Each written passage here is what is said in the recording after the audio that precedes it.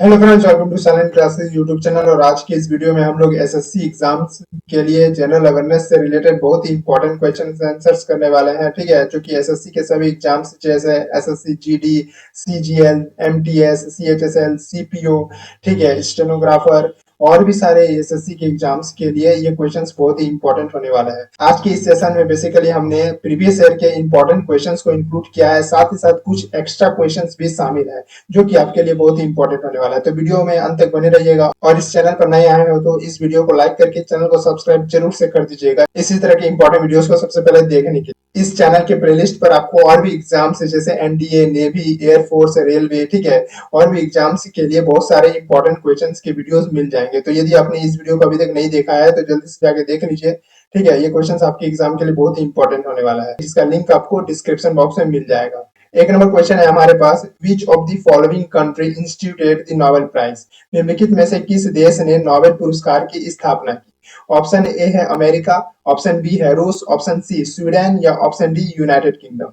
ठीक है, तो नोबेल पुरस्कार की स्थापना सबसे पहले स्वीडन में की गई थी। ठीक है, यहाँ पर सी नंबर ऑप्शन बिल्कुल सही हो जाएगा। एक्चुअली एल्फ्रेड नोबेल नामक एक इंजीनियर ने सबसे पहले 1895 में अपने धन का अधिकांश भाग को नोबेल प्राइज के रूप में दे दिए थे। ठीक है, दान कर दिया गया था उनके द्वारा। और नोबेल पीस प्राइज को सबसे पहले नॉर्वे में 10 दिसंबर 1901 में दिया गया था। ये टॉपिक जो है बहुत ही इंपॉर्टेंट हो सकता है आपके एग्जाम के लिए। नोबेल प्राइज को स्वीडन में सबसे पहले दिया गया था। ठीक है, स्वीडन में केमिस्ट्री के फील्ड में 1954 में नोबेल प्राइज को दिया गया था। नोबेल पीस प्राइज को स्वीडन में दिया गया था 1962 में। ठीक है, तो स्वीडन में नोबेल प्राइज को केमिस्ट्री के फील्ड में 1954 में दिया गया था और स्वीडन में नोबेल पीस प्राइज को 1962 में दिया गया था। तो ये सारे इंपॉर्टेंट पॉइंट्स है जो हमने देखे। नेक्स्ट क्वेश्चन पे चलते हैं। Which is the artificial port of India? Bharat का कृत्रिम बंदरगाह कौन सा है? ऑप्शन ए हल्दिया बंदरगाह, ऑप्शन बी कांडला बंदरगाह, ऑप्शन सी मंगलूर बंदरगाह या ऑप्शन डी चेन्नई या मद्रास बंदरगाह। ठीक है, तो भारत का कृत्रिम बंदरगाह artificial port of India Chennai या मद्रास बंदरगाह को कहते हैं। डी नंबर ऑप्शन यहाँ बिल्कुल सही हो जाएगा। नेक्स्ट क्वेश्चन पे चलते हैं। इस वीडियो का पीडीएफ जो है आपको साइलेंट क्लासेस के टेलीग्राम चैनल पर मिल जाएगा। ठीक है, जिसका लिंक मैं डिस्क्रिप्शन बॉक्स में डाल दूंगा। और यदि आप सिंपली साइलेंट क्लासेस से टेलीग्राम में जाके सर्च करेंगे तो इस चैनल का जो लोगो है वो उसका भी लोगो, आप लोग वहां जाके ज्वाइन हो सकते हैं। ठीक है, वहां पर आपको इसका पीडीएफ मिल जाएगा। तो नेक्स्ट क्वेश्चन है हमारे पास, as per Indian constitution the right to property is a? भारतीय संविधान के अनुसार संपत्ति का अधिकार क्या है? ऑप्शन ए कानूनी अधिकार है, ऑप्शन बी नैतिक अधिकार है, ठीक है, मॉरल राइट्स है, ऑप्शन सी प्राकृतिक अधिकार है या ऑप्शन डी मौलिक अधिकार है। ठीक है, तो संपत्ति का अधिकार पहले फंडामेंटल एक्ट यानी मौलिक अधिकार था, बट अभी इसे कानूनी अधिकार यानी लीगल राइट्स कर दिया गया है। ठीक है, तो इसका जो आंसर हो जाएगा वो ए नंबर ऑप्शन बिल्कुल सही हो जाएगा। नेक्स्ट क्वेश्चन पे चलते हैं।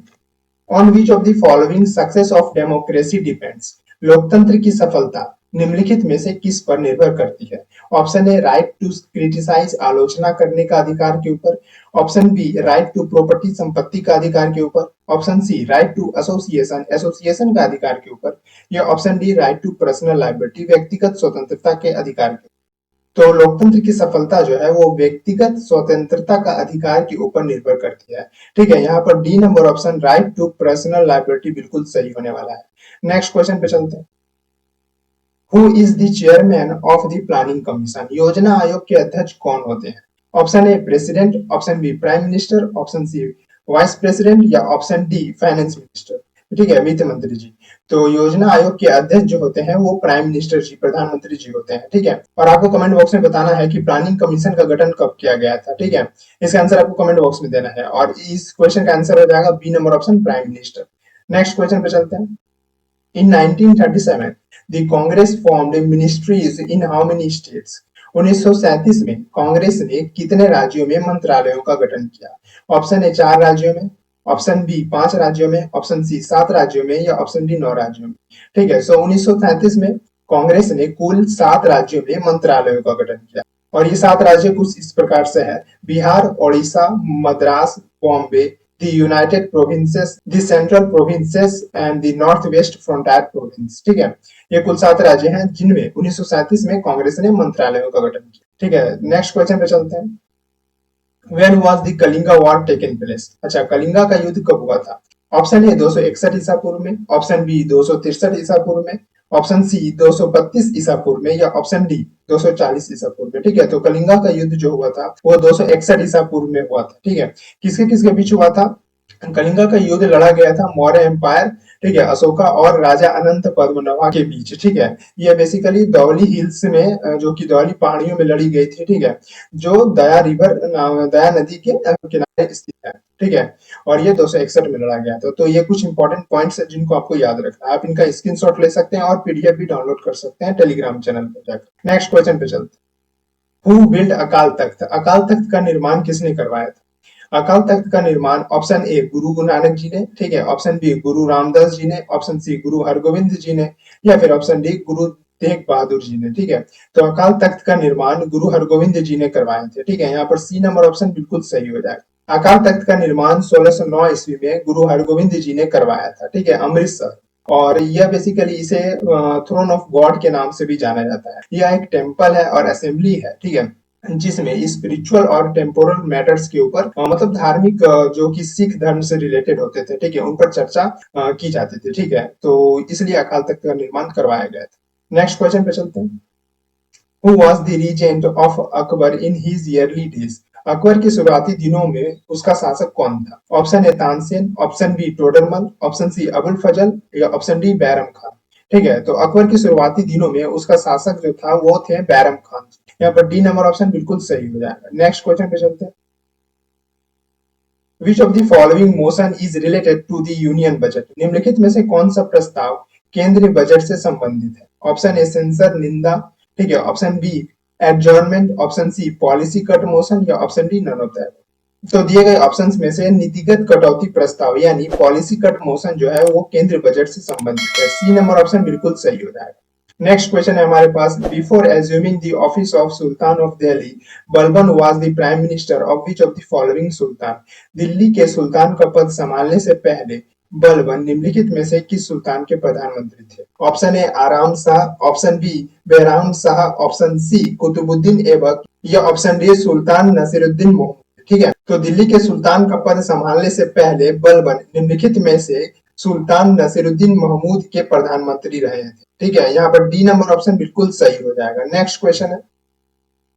Which of the following is also known as brown coin? ठीक है, निम्नलिखित में से किसे भूरा कोयला के नाम से जाना जाता है?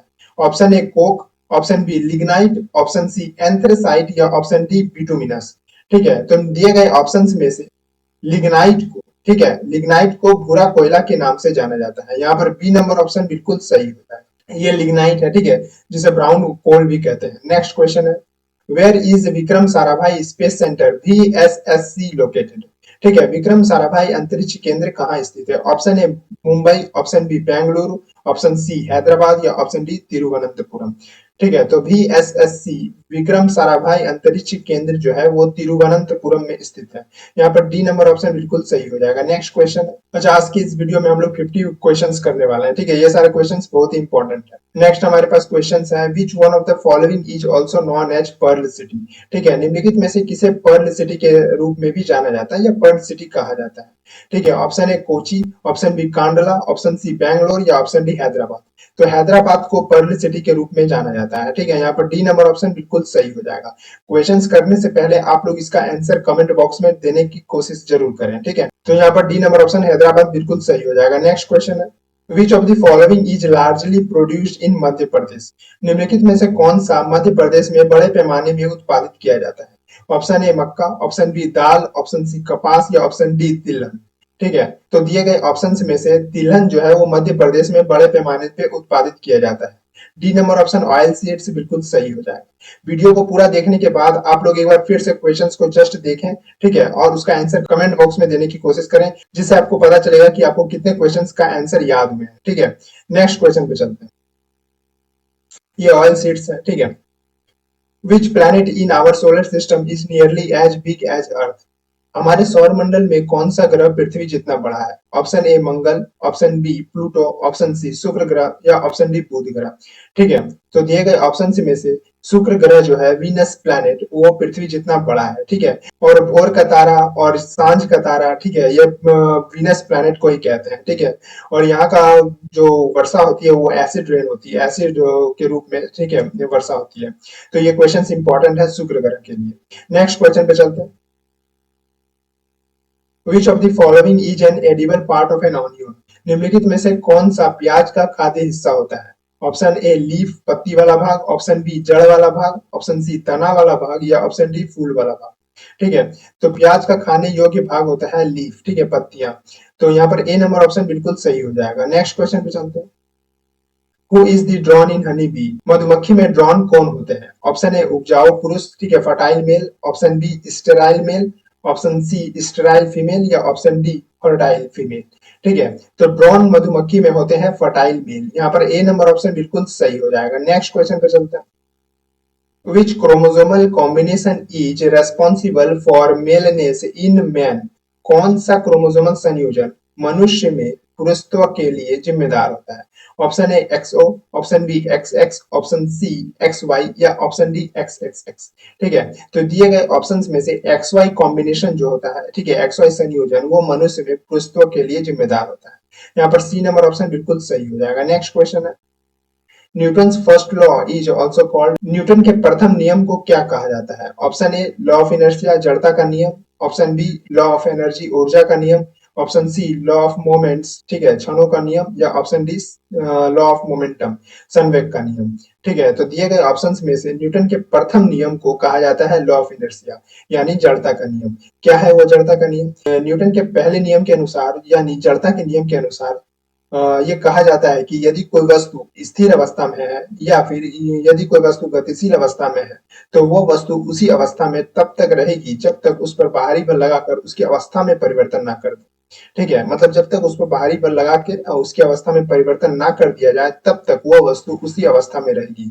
यही है न्यूटन का पहला नियम जिसे हम लोग जड़ता का नियम भी कहते हैं। यहाँ पर ए नंबर ऑप्शन बिल्कुल सही हो जाएगा। नेक्स्ट क्वेश्चन पे चलते हैं। What is the process of defining tables called? तालिकाओं को परिभाषित करने की प्रक्रिया को क्या कहा जाता है? ऑप्शन ए डेटा डेफिनेशन, डेटा परिभाषा, ऑप्शन बी डेटा एडमिनिस्ट्रेशन, ठीक है, ऑप्शन सी इंडेक्स डेफिनेशन या ऑप्शन डी डेटा नॉर्मलाइजेशन। ठीक है, तो तालिकाओं को परिभाषित करने की प्रक्रिया को डेटा डेफिनेशन यानी डेटा परिभाषा कहा जाता है। यहाँ पर ए नंबर ऑप्शन बिल्कुल सही हो जाएगा। नेक्स्ट क्वेश्चन पे चलते हैं। Who of the following won Wimbledon 2011 women's singles title? निम्नलिखित में से किसने विंबलडन 2011 महिला एकल का खिताब जीता? Option A Petra Kvitova, option B Venus Williams, option C Serena Williams या ऑप्शन डी मारिया सारापोवा। ठीक है, तो दिए गए ऑप्शंस में से पेट्रा कोवितोवा जी को विंबलडन 2011 महिला एकल का खिताब मिला था। ठीक है, यहाँ पर ए नंबर ऑप्शन बिल्कुल सही हो जाएगा। ये क्वेश्चन उतना इंपॉर्टेंट नहीं है, ठीक है, क्योंकि ये 11 के करंट अफेयर्स के लिए बहुत ही इंपॉर्टेंट था। यह है पेत्रा कोवितोवा जी जिन्हें विंबलडन 2011 महिला एकल का खिताब मिला था। नेक्स्ट क्वेश्चन पे चलते हैं। How many new Duronto trains are proposed to be introduced as per Railway Budget 2011 to 12? Rail budget 2011-12 के अनुसार कितनी नई दुरंतो ट्रेनें शुरू किए जाने का प्रस्ताव? ऑप्शन ए 5, ऑप्शन बी 7 या ऑप्शन सी 9 या ऑप्शन डी 10। ठीक है, तो रेल बजट 2011-12 के अनुसार कुल 9 दुरंतो ट्रेनें शुरू करने की प्रस्ताव है। यहाँ पर सी नंबर ऑप्शन बिल्कुल सही हो जाएगा। नेक्स्ट क्वेश्चन है। Which of the following registers the highest density in the country as per census 2011? 2011 की जनगणना के अनुसार निम्नलिखित में से कौन सा देश में सबसे अधिक जनसंख्या घनत्व दर्ज करता है? ठीक है, option A Delhi, option B Chandigarh, option C Puducherry या ऑप्शन डी पश्चिम बंगाल। ठीक है, तो 2011 की जनगणना के अनुसार दिल्ली जो है वो सबसे अधिक जनसंख्या घनत्व दर्ज करता है, मतलब वहां पर जनसंख्या घनत्व सबसे अधिक है। यहाँ पर ए नंबर ऑप्शन दिल्ली बिल्कुल सही हो जाएगा। नेक्स्ट क्वेश्चन है। On 9th June 2011, India successfully flight tested on which of the following? 9 जून 2011 को भारत ने निम्नलिखित में से किस पर सफलतापूर्वक उड़ान परीक्षण किया? ऑप्शन ए अग्नि 1, ऑप्शन बी आकाश, ऑप्शन सी अग्नि द्वितीय या ऑप्शन डी पृथ्वी द्वितीय। ठीक है, तो 9 जून 2011 को भारत ने सबसे पहले सफलतापूर्वक उड़ान परीक्षण किया था पृथ्वी द्वितीय के ऊपर। ठीक है, यहाँ पर डी नंबर ऑप्शन बिल्कुल सही हो जाएगा। नेक्स्ट क्वेश्चन है, यह है पृथ्वी द्वितीय मिसाइल, ठीक है, जिस पर 9 जून 2011 को सफलतापूर्वक फ्लाइट टेस्टेड किया गया था। नेक्स्ट क्वेश्चन है, when did the right to education become a fundamental act? शिक्षा का अधिकार मौलिक अधिकार कब बना था? ऑप्शन ए 1 अप्रैल 2010 को, ऑप्शन बी 17 जुलाई 2010 को, ऑप्शन सी 15 मार्च 2010 को, या ऑप्शन डी 10 अक्टूबर 2010 को। तो शिक्षा का अधिकार मौलिक अधिकार 1 अप्रैल 2010 को बना था। यहाँ पर ए नंबर ऑप्शन बिल्कुल सही हो जाएगा। नेक्स्ट क्वेश्चन है, what minimum temperature is required for trees to grow in an area? एक क्षेत्र में पेड़ों को उगने के लिए कितने न्यूनतम तापमान की आवश्यकता होती है? Option A 4 degree Celsius, option B 6 degree Celsius, option C 10 degree Celsius, या ऑप्शन डी 15 डिग्री सेल्सियस। ठीक है, तो एक क्षेत्र में पेड़ों को उगने के लिए अप्रोक्स 6 डिग्री सेल्सियस तापमान की आवश्यकता होती है। ठीक है, और ये मिनिमम टेम्परेचर है। ठीक है, तो यहाँ पर बी नंबर ऑप्शन बिल्कुल सही हो जाएगा। नेक्स्ट क्वेश्चन है, which one of the following is the largest lagoon lake in India? ठीक है, निम्नलिखित में से कौन सा झील भारत की सबसे बड़ी लेगून झील है? Option A Kolleru, option B Chilka lagoon, option C Pulicat lagoon, या ऑप्शन डी वेम्बनाड लेगून। ठीक है, तो दिए गए ऑप्शंस में से जो चिल्का लेगून लेक है, ठीक है, चिल्का लेगून झील, वो भारत की सबसे बड़ी लेगून झील है। यह है चिल्का लेगून लेक। ठीक है, भारत की सबसे बड़ी लेगून झील। नेक्स्ट क्वेश्चन है हमारे पास, Which one of the following peaks did Fu Dorji climb without oxygen? Fu Dorji निम्नलिखित में से किस चोटी पर बिना ऑक्सीजन के चढ़े? Option A Mount Makalu, option B Mount Everest, option C Mount Annapurna, या ऑप्शन डी माउंट कंचनजंगा। तो दिए गए ऑप्शंस में से माउंट एवरेस्ट पर फू डोरजी ने चढ़ाई की थी बिना ऑक्सीजन सिलेंडर के। ठीक है, यहाँ पर बी नंबर ऑप्शन बिल्कुल सही हो जाएगा। नेक्स्ट क्वेश्चन है, Which one of the following places is associated with copper mining? निम्नलिखित में से कौन सा स्थान तांबे के खनन से जुड़ा हुआ है? Option A Gaya, option B Kolar, option C Khetri, या ऑप्शन डी मयूरभंज। सो दिए गए ऑप्शंस में से खेतड़ी जो है वो तांबे के खनन से जुड़ा हुआ है। ठीक है, यहाँ पर सी नंबर ऑप्शन खेतड़ी बिल्कुल सही हो जाए। नेक्स्ट क्वेश्चन है, Which of the following is the fastest growing plant in the world? विश्व में सबसे अधिक तेजी से बढ़ने वाला पौधा कौन सा होता है? ऑप्शन ए राइस चावल का पौधा, ऑप्शन बी सागौन का पौधा, तीक जिसे कहते हैं। ठीक है, ऑप्शन सी बम्बू यानी बांस का पौधा, ऑप्शन सी मनी प्लांट। ठीक है, तो दिए गए ऑप्शंस में से बांस का जो पौधा होता है वो सबसे तेज बढ़ने वाला पौधा होता है पूरे विश्व। ठीक है, यहाँ पर सी नंबर ऑप्शन बिल्कुल सही हो जाएगा। नेक्स्ट क्वेश्चन है, which one of the following is the egg laying mammal? निम्नलिखित में से कौन सा अंडा देने वाला स्तनपायी होता है? ऑप्शन ए वेल मछली, ठीक है, वेल फिश, ऑप्शन बी चमगादड़, ऑप्शन सी कंगारू, या ऑप्शन डी मोनोट्रम। तो दिए गए ऑप्शंस में से मोनोट्रम जो होते हैं वो अंडा देने वाले स्तनपायी होते हैं। ठीक है, डी नंबर ऑप्शन बिल्कुल सही हो जाएगा। नेक्स्ट क्वेश्चन है, from which animal is the RH factor derived it's name? RH factor का नाम किस जानवर से लिया गया है? ऑप्शन ए बंदर से, ऑप्शन बी गोरिल्ला से, ऑप्शन सी पतिंगा से, ठीक है, या फिर ऑप्शन डी ड्रोसोफिला से। तो RH फैक्टर का नाम जो है वो बंदर से लिया गया है। ठीक है, यहाँ पर ए नंबर ऑप्शन मॉन्की बिल्कुल सही हो जाएगा। नेक्स्ट क्वेश्चन है, नॉर्मल हीमोग्लोबिन कंटेंट पर 100 millilitre of blood of an adult man is? एक वयस्क व्यक्ति के रक्त के प्रति 100 मिलीलीटर में सामान्य हीमोग्लोबिन की मात्रा कितनी? ऑप्शन ए है 8.5 ग्राम, ऑप्शन बी है 10.5 ग्राम, ऑप्शन सी है 12.5 ग्राम, या ऑप्शन डी है 19.5 ग्राम। ठीक है, तो एक वयस्क व्यक्ति के रक्त के प्रति 100 मिलीलीटर में जो हीमोग्लोबिन पाया जाता है उसकी मात्रा होती है लगभग 12.5 ग्राम के बराबर। ठीक है, 100 मिलीलीटर के रक्त में। ठीक है, तो यहाँ पर सी नंबर ऑप्शन बिल्कुल सही होगा। नेक्स्ट क्वेश्चन है, where is the fibrous bone joint found? रेशेदार हड्डी का जोड़ कहाँ पाया जाता है? ऑप्शन ए लेग टांगों में, ऑप्शन बी जबड़ा में, ऑप्शन सी कपाल में, ठीक है, या ऑप्शन डी मस्तिष्क। तो रेशेदार हड्डियों का जोड़ जो है वो टांगों में पाया जाता है। यहाँ पर ए नंबर ऑप्शन लेग्स बिल्कुल सही हो जाएगा। ठीक है, नेक्स्ट क्वेश्चन है, A liquid drop tends to assume a spherical shape because of? एक तरल बूंद डैश के कारण एक गोलाकार आकार ग्रहण कर लेती है। ऑप्शन ए है इलास्टिक फोर्स, ठीक है। ऑप्शन बी है चिपचिपा बल यानी विस्कस फोर्स।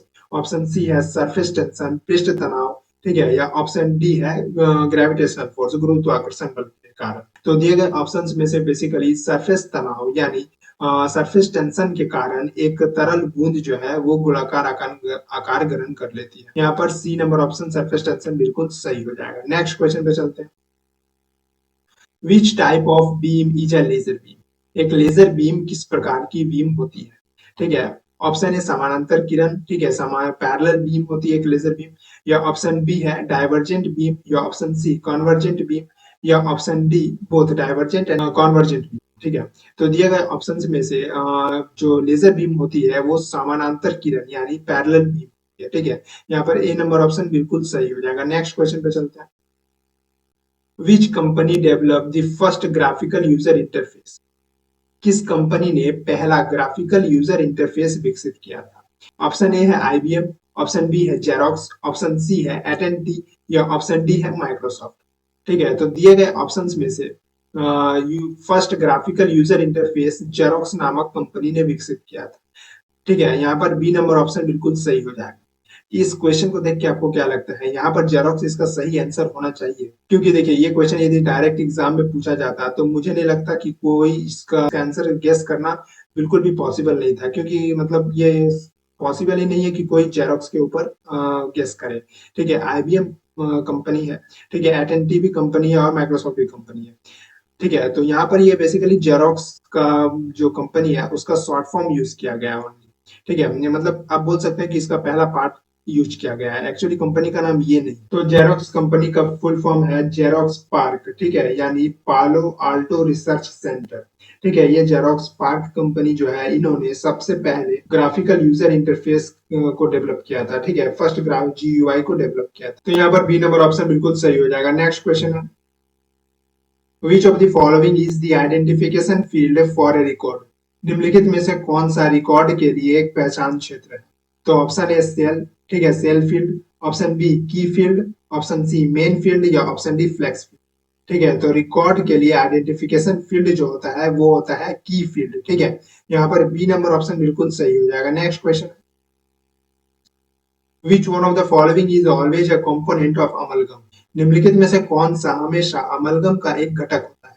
ऑप्शन ए लोहा, ऑप्शन बी जस्ता, ऑप्शन सी तांबा, ऑप्शन डी पारा, ठीक है, मरकरी। तो दिए गए ऑप्शंस में से जो मरकरी है वो अमलगम का एक घटक होता है। यहाँ पर डी नंबर ऑप्शन मरकरी बिल्कुल सही हो जाएगा। Next question. Stainless steel usually contains about 40% or more of dash. Stainless steel में आमतौर पर लगभग 14% या उससे अधिक डैश होता है। Option A nickel, option B carbon, option C chromium, या ऑप्शन डी मैग्नीज, ठीक है। तो स्टेनलेस स्टील में 14% या उससे अधिक क्रोमियम पाया जाता है। यहाँ पर सी नंबर ऑप्शन बिल्कुल सही हो जाएगा। नेक्स्ट क्वेश्चन है। Where are the genes located? Gene कहाँ पाए जाते हैं? ऑप्शन ए लाइसोसोम में, ऑप्शन बी क्रोमोसोम्स यानी गुणसूत्रों में, ऑप्शन सी सेल मेम्ब्रेन कोशिका झिल्ली में, या ऑप्शन डी न्यूक्लियर मेम्ब्रेन परमाणु झिल्ली, ठीक है। तो जीन जो होते हैं वो क्रोमोसोम्स में पाए जाते हैं। यहाँ पर बी नंबर ऑप्शन बिल्कुल सही हो जाएगा। नेक्स्ट क्वेश्चन है। Ground water in the Bengal basin is mostly contaminated by dash. Bengal basin में भूजल अधिकतर डैश द्वारा प्रदूषित होता है। तो ए नंबर ऑप्शन है सीसा, ऑप्शन बी है आर्सेनिक, ऑप्शन सी है कैडमियम, या ऑप्शन डी है क्रोमियम। तो बंगाल बेसिन में जो ग्राउंड वाटर होता है, ठीक है, वो आर्सेनिक से ज्यादा प्रदूषित होता है। यहाँ पर बी नंबर ऑप्शन बिल्कुल सही हो जाएगा। नेक्स्ट क्वेश्चन है। Where was the painful bone disease itai itai reported first? दर्दनाक हड्डी रोग इताई इताई सबसे पहले कहाँ रिपोर्ट किया गया था? ठीक है। तो ऑप्शन ए चीन में, ऑप्शन बी भारत में, ऑप्शन सी जापान में, या ऑप्शन डी संयुक्त राज्य अमेरिका। तो इताई इताई नामक दर्दनाक हड्डी रोग को सबसे पहले जापान में पाया गया था, ठीक है। यहाँ पर सी नंबर ऑप्शन बिल्कुल सही हो जाएगा। नेक्स्ट क्वेश्चन है। Who was the Hindu king shown playing veena on ancient coin? प्राचीन सिक्कों पर वीणा बजाते हुए दिखाए गए हिंदू राजा कौन थे? Option A Vikramaditya, option B Samudragupta, option C Harshavardhan, या ऑप्शन डी चंद्रगुप्त मौर्य। ठीक है। तो प्राचीन सिक्कों पर जो वीणा बजाते हुए जो राजा को दिखाया गया था, ठीक है, हिंदू राजा को, वो थे समुद्रगुप्त। यहाँ पर बी नंबर ऑप्शन बिल्कुल सही हो जाएगा। नेक्स्ट क्वेश्चन है, which one of the following is the fundamental right under the constitution. निम्नलिखित में से कौन सा संविधान के तहत मौलिक अधिकार है? Option A right to work, काम करने का अधिकार। Option B right to property, संपत्ति का अधिकार। Option C right to education, शिक्षा का अधिकार। या option D right to information, सूचना का अधिकार। ठीक है, तो शिक्षा का अधिकार यानी राइट टू एजुकेशन को संविधान के तहत मौलिक अधिकार बनाया गया है। ठीक है, यहाँ पर सी नंबर ऑप्शन बिल्कुल सही हो जाएगा। नेक्स्ट क्वेश्चन है, where is the Bombay Stock Exchange situated. ठीक है, बॉम्बे स्टॉक एक्सचेंज कहाँ स्थित है? ऑप्शन ए वॉल स्ट्रीट में, ऑप्शन बी दलाल स्ट्रीट में, ऑप्शन सी गांधी स्ट्रीट में, या ऑप्शन डी सुई धागा यानी नीडल थ्रेड स्ट्रीट। ठीक है, तो दिए गए ऑप्शंस में से बॉम्बे स्टॉक एक्सचेंज जो है वो मुंबई के दलाल स्ट्रीट में स्थित है। ठीक है, यहाँ पर बी नंबर ऑप्शन बिल्कुल सही होता है। नेक्स्ट क्वेश्चन है, state ownership of means of production is a characteristic feature of dash. उत्पादन के साधनों पर राज्य का स्वामित्व डैश की एक विशिष्ट विशेषता है। तो ऑप्शन ए है मिक्स्ड इकोनॉमी, ठीक है, मिश्रित अर्थव्यवस्था। ऑप्शन बी है कल्याणकारी अर्थव्यवस्था। ऑप्शन सी है समाजवादी अर्थव्यवस्था। या ऑप्शन डी है पूंजीवादी अर्थव्यवस्था। तो उत्पादन के साधनों पर राज्य का स्वामित्व समाजवादी अर्थव्यवस्था की एक विशिष्ट विशेषता है। ठीक है, यहाँ पर सोशलिस्ट इकोनॉमी बिल्कुल सही हो जाएगा। नेक्स्ट क्वेश्चन है, what is the main objective of a firm to maximise. अधिकतम करने के लिए एक फार्म का मुख्य उद्देश्य क्या होता है? बेसिकली किसको अधिकतम करने के लिए, यहाँ पर क्वेश्चन में गड़बड़ी है थोड़ा। ठीक है, what is the main objective of a firm to maximise, मतलब किसको अधिकतम करने के लिए जो फार्म का मेन ऑब्जेक्टिव होता है, ये क्वेश्चन है। ठीक है, ऑप्शन ए है लाभ को अधिकतम करने के लिए। ऑप्शन बी है इन्वेस्टमेंट यानी निवेश को अधिकतम करने के लिए। ऑप्शन बी है प्रोडक्शन यानी उत्पादन को अधिकतम करने का। या ऑप्शन डी है एम्प्लॉयमेंट यानी रोजगार को अधिकतम करना। ठीक है, ये फार्म का मुख्य उद्देश्य होता है। तो दिए गए ऑप्शंस में से जो प्रॉफिट है, ठीक है, लाभ को अधिक करना, अधिकतम करना, ये फार्म का मुख्य उद्देश्य होता है। ठीक है, मेन ऑब्जेक्टिव होता है। यहाँ पर ए नंबर ऑप्शन बिल्कुल सही है। नेक्स्ट क्वेश्चन और आज का last question, which one of the following is an example of variable capital. निम्नलिखित में से कौन सा परिवर्तनीय पूंजी का एक उदाहरण है? ऑप्शन ए देश लैंड, ठीक है, ऑप्शन बी बिल्डिंग्स, ठीक है, ऑप्शन सी मशीनरी, या ऑप्शन डी रॉ मटेरियल्स, कच्चा माल। ठीक है, तो दिए गए ऑप्शंस में से जो परिवर्तनीय पूंजी का एक अच्छा उदाहरण है वो है कच्चा माल, रॉ मटेरियल्स। ठीक है, तो डी नंबर ऑप्शन यहाँ बिल्कुल सही हो जाएगा। तो फ्रेंड्स, ये तो थे आज के 50 क्वेश्चंस। ठीक है, यदि वीडियो आपको अच्छा लगा होगा तो जल्दी से इस वीडियो को एक लाइक कर दीजिएगा, अपने सभी दोस्तों के साथ शेयर कर दीजिएगा। ठीक है, जो भी एसएससी एग्जाम की प्रिपरेशन कर रहे हैं उनके साथ शेयर जरूर से इस वीडियो को कीजिएगा। ठीक है, और यदि आपको इस वीडियो से रिलेटेड या फिर किसी और वीडियो से रिलेटेड कोई भी सवाल है, ठीक है, उसका कमेंट आप लोग कमेंट बॉक्स में जरूर से कीजिएगा। आप लोग यहाँ इस ईमेल आईडी पे हमें कांटेक्ट कर सकते हैं। ठीक है, किसी भी तरह के डाउट और पीडीएफ से रिगार्डिंग क्वेश्चंस के लिए। ठीक है, और इसका पीडीएफ आपको साइलेंट क्लासेस के टेलीग्राम चैनल पे दे दिया जाएगा। तो यदि आपने प्रीवियस वीडियोस को नहीं देखा है तो ऊपर में आई बटन में बहुत सारे वीडियोस की इंपॉर्टेंट वीडियोस के लिंक शो हो रहे होंगे, आप लोग वहां से जाके एक्सप्लोर कर सकते हैं, उन वीडियोस को देख सकते हैं। और इस वीडियो को जरूर से शेयर कीजिएगा अपने सभी दोस्तों के साथ, चाहे वो जो भी एग्जाम की प्रिपरेशन कर रहे हैं, जैसे एनडी, नेवी, एयरफोर्स, ठीक है, उनके साथ शेयर कीजिएगा। तो मिलते हैं नेक्स्ट इंपॉर्टेंट वीडियो में। जय हिंद, वंदे मातरम।